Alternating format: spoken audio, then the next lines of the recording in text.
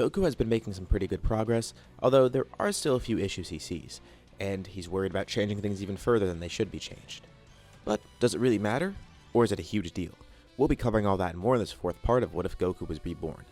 Goku's been waiting for this day for a while. Vegeta and Nappa are finally here, and he's mainly been waiting for Vegeta, not Nappa. He and his allies go to meet the Saiyans. By the way, Raditz has been here on Earth, but he's been kind of to himself, although once Vegeta and Nappa arrive, he shows up there too.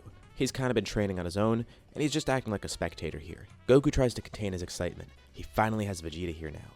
But at this point, they are still enemies, so he can't openly be excited. Vegeta does notice this a bit, and Goku just says he's excited for the fight. But really, he's been waiting over 2 decades for this. Vegeta is his closest rival after all, and he's finally here. Granted, he's far weaker than Goku by this point, but nothing that can't be fixed with some training. Plus, he's so close to getting everyone together that he needed. They still haven't met the androids yet, and Broly's not on Earth yet either. But still, he has mostly everyone he needs. Obviously, Vegeta wants to see the Super Saiyan in person, so Goku doesn't waste any time. He transforms. To be fair, Raditz is pretty weak compared to them, so even though he lost to Kakarot, that doesn't necessarily mean Kakarot's really that strong. Sure, this form seems kind of amazing, but he is just a low-class warrior. This form might not amount to anything. So, Goku invites them to fight. Nappa tries first, and with one slight tap, Goku's able to defeat him. Vegeta's up next. He doesn't even kill Nappa like normal, he's more interested in just getting to fight himself. So Nappa just kind of lying there on the ground. Vegeta proclaims that he is the elite Saiyan Prince after all. Even if Kakarot's a Super Saiyan, it shouldn't be an issue, and he doesn't believe Kakarot truly is a Super Saiyan. Yeah, he has golden hair, but he doesn't know what the Super Saiyan form or person is. That could just be something completely different. Surely a low-class warrior isn't the Super Saiyan of legend. And this kind of makes Goku chuckle, but sure, he invites Vegeta to fight him too. And the fight still ends pretty easily. It's not like Goku needed Super Saiyan for this fight either. Even in his base, he's far stronger than Vegeta. He powers down, and asks them to use their scouters to read his power level or whatever. It's not a reliable thing to use, but it'll at least put it in terms they can understand right now. Nappa pulls out a scouter, and it shoots up to the 6 digits immediately, and then explodes before it goes any further. Vegeta sees his pass 1 million, but it explodes soon after too. They really can't believe it. Although, things are kind of in a tricky spot for Goku now. 2 other people are here that aren't supposed to be, Nappa and Raditz, which might not really be an issue long term.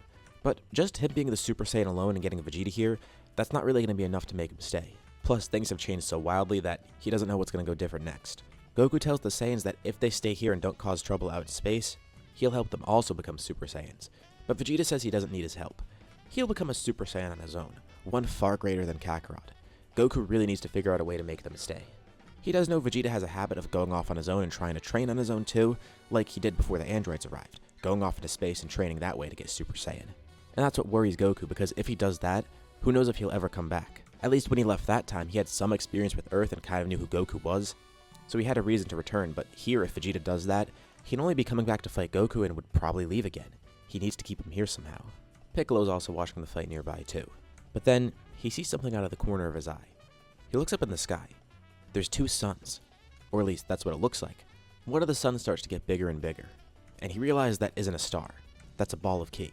Quickly he tries to launch his own blast at it, but it does nothing. Everyone else looks over too. Goku quickly teleports right in front of it, and, with a very weak punch, causes it to dissipate. He and his friends can sense a power nearby. Vegeta, Nappa, and Raditz don't have their scouters, and they can't sense ki right now, so they don't even realize that Frieza's right there. His ship is out past the atmosphere, but it descends on the planet once the supernova's dissipated. Goku didn't expect to fight him this early, and it's not like he's not prepared, it's just he didn't really expect it. But maybe this is a way to get the Saiyans to stay. He could defeat Frieza, and then he'll be the only goal for them to defeat. Of course, King Cold is out there, but that doesn't really matter. Frieza steps out of his ship. So, the Saiyans must realize by now that he's been spying on them this entire time. It looks like they came to this planet to retrieve another Saiyan, and he heard rumors that this Saiyan was a Super Saiyan, which is why he tried to destroy the planet. That would kill him easily. But it looks like he wants to be killed personally by Frieza, which he doesn't mind doing. Although, Frieza is a bit concerned because the Super Saiyan's real. Maybe he's not that strong though. Maybe he's something that Frieza can handle. So, which of them is the Super Saiyan? Goku steps up. It's him. And Frieza actually does recognize him. He looks like that Saiyan that rebelled when he tried to blow up planet Vegeta. Interesting. Alright, well, show him what a Super Saiyan is. Goku powers up. What he doesn't tell Frieza is he also has Super Saiyan 2, but he'll just use regular Super Saiyan here. He tells Frieza he'll give him a chance to back down, and if anything, that just makes Frieza want to fight even more. The two begin battling, and it becomes really clear that first form Frieza is not going to be enough, nor his second or third form. He goes into his final form, and he doesn't hold back. He goes to full power right away. And Goku holds his own strength back, just to see if Frieza could truly fight him. He does know that by now, Frieza is pretty far below him. Once more, he gives Frieza a chance to leave. Though he kinda doubts it's gonna work, but maybe this time it will, since he's so much stronger than Frieza and is already destroying his ego. Maybe it will make Frieza change. But it doesn't. Frieza continues fighting. He's relentless. He won't back down, and he's gonna fight until he can kill Goku. He even tries to blow up the planet again, but Goku stops it with ease. Once more, he tells Frieza to just leave. Frieza is so much weaker than him, it doesn't even feel fair to kill him. But he's Frieza, and to be fair, maybe bringing Frieza back down the line was a mistake. It was nice to have someone strong like that during the Tournament of Power, but it did cause issues later. One good thing that came out of it is they were able to find Broly that way, but now Goku actually knows what planet Broly's on right now, so he could find Broly on his own. And after all, originally Goku did have to defeat Frieza on Namek, thinking that he killed him then and there. Of course, Trunks had to be the one to finish the job, but still, Goku did try and kill him there, albeit reluctantly. And that's another thing Goku struggles with here. He knows Frieza can't really be reasoned with, at least not at this point. That's not who he is. He remembers how things went on Namek before. He'll keep fighting. He'll try to kill them in any way he can. And Goku remembers the other lessons he's learned in his past life.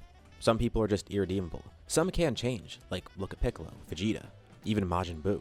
And he might have lost sight of that here because by reliving his life again and keeping so many different people alive, he kinda has more of a savior complex right now, thinking that he can change everybody.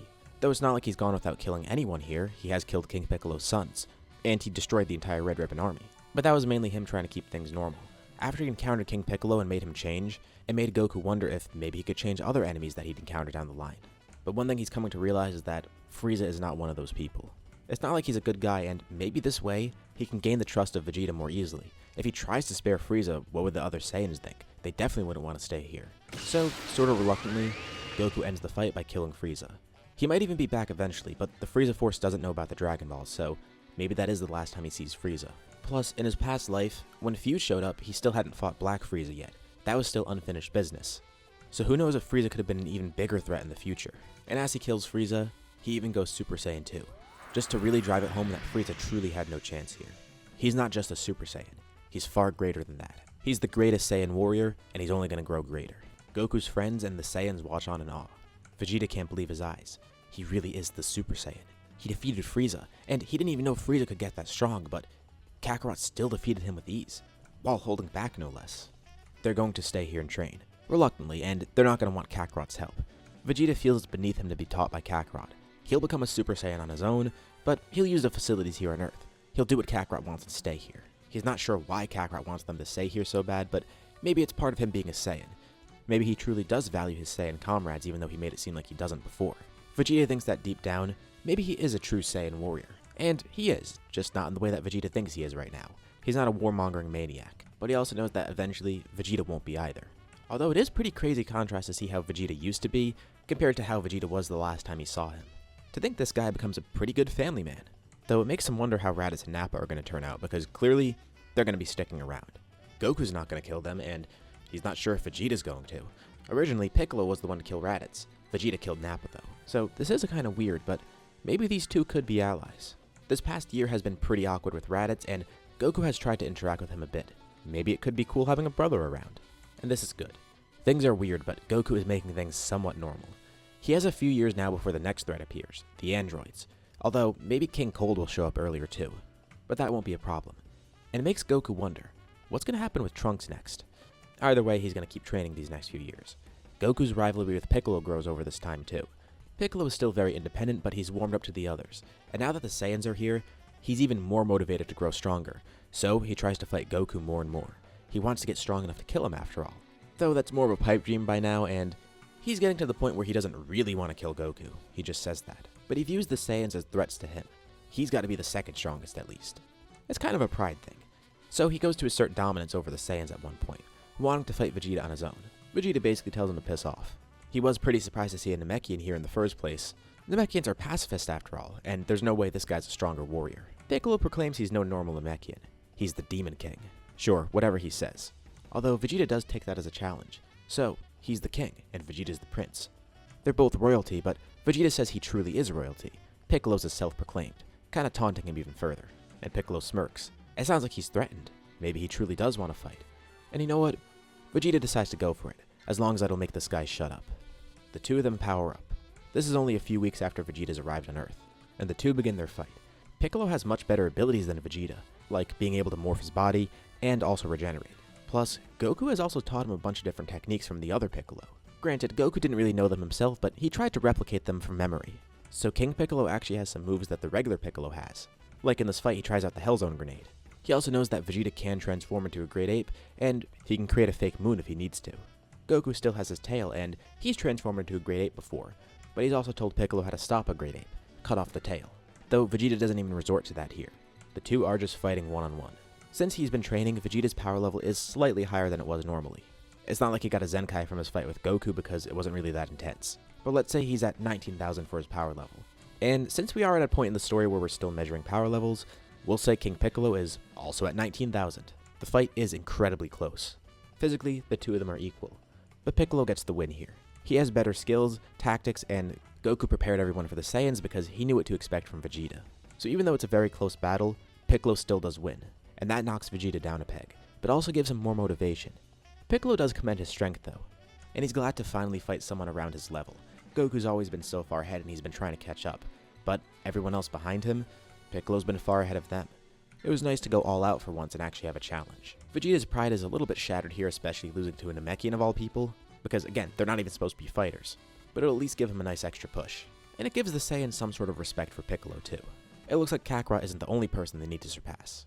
And King Cold does eventually come to Earth, and I guess the Saiyans would probably try and team up on him, but he's probably coming to Earth not too long after Frieza died, like only a few months after, at most, so they'd be way too weak to fight him.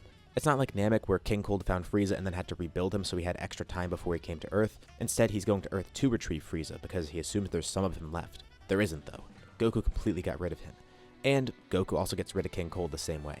The Saiyans have no chance against him, nor does anyone else, but Goku is still far stronger than him. So that's another loose end dealt with. And it makes Goku wonder what's happening next. Is something going to change with the heart virus? Is Trunks even going to show up? Is it going to be someone different? Because even though Trunks was from a different timeline, it was a timeline where everything went normally up until when Goku died, so that would mean here, all of the same stuff happened too.